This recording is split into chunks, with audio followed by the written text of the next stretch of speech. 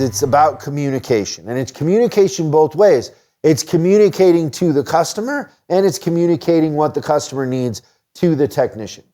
So they are a communicator. You came up with the word that I thought was really cool. You said they're scribes. Yeah. Explain what you meant by they're scribes. So essentially their job is just to kind of take information, write it down, and then hand it off to the technician. So they're just kind of taking the story from the customer, writing it, and then giving that story to the technician. I used to say translator, but well, to a point though, what happened and what I found is when I was training advisors and saying you have to translate, what they would do is they would take the information from the customer, then kind of like self-diagnose and put that on the paper as opposed to actually just taking what the customer said and letting the technician do that work. And it would sometimes send the text down the wrong path because the advisor was putting their 2 cents onto the transcription.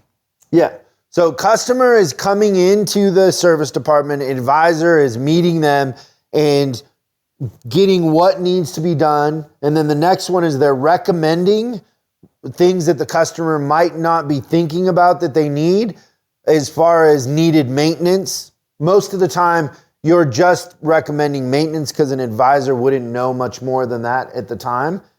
But they're documenting the customer's needs. So if the customer says, I have a rattle or my car cuts out at this certain time, they need to get as much information as they can to make it easy for the technician to figure that out and diagnose it. Yep. So they might need to go for a ride with the customer, but whatever it is, they need to understand what it is so they can communicate it to the technician in a very effective way. Now, a lot of technicians will tell you that doesn't happen.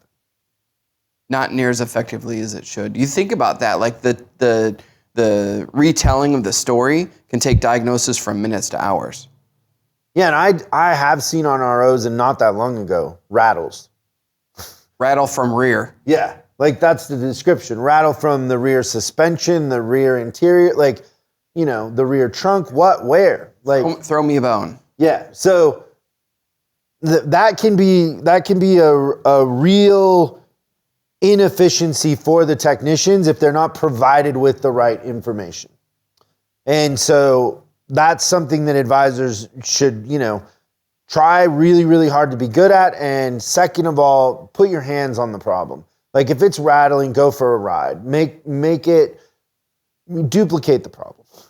The thing I used to tell customers when I was an advisor, when they would have a rattle or whatever it is, I would say, understand there's this weird psychic phenomenon that happens, that there's this like 1 mile dome that comes over your vehicle. And whenever you're within a mile of us, the problem doesn't happen anymore. Yeah.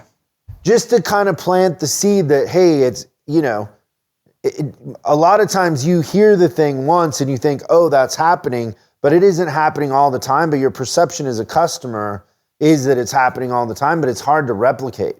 And so if we can't replicate it together, they're going to cut the technician a little more leeway because they understand they couldn't produce it on demand. Right. Otherwise, they just think we didn't try hard enough. Yeah. You know what I used to do? That's kind of, I like how you said that, the 1 mile dome. I always used to say, so you know when your kid has a toothache and they're like, oh, Dad, my tooth, it hurts so bad. You finally go to the dentist and the toothache goes away. It's the same exact thing. Oh, yeah.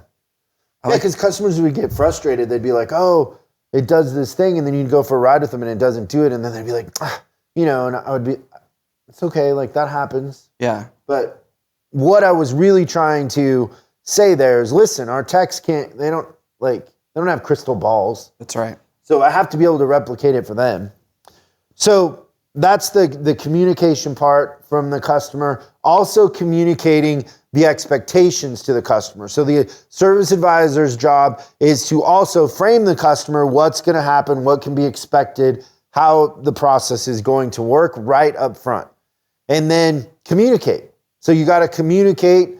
We teach in our advisor training, you know, touch the customer when they don't need touched, when they don't expect it, because then it builds trust. Yep. Outbound, not inbound. If they got to call you, you lost. Absolutely. And it's funny, like if, you know, in a service department, you can sit by the phones at lunch and tell how well managed it is and how good the advisors are by how many calls are coming in to check status.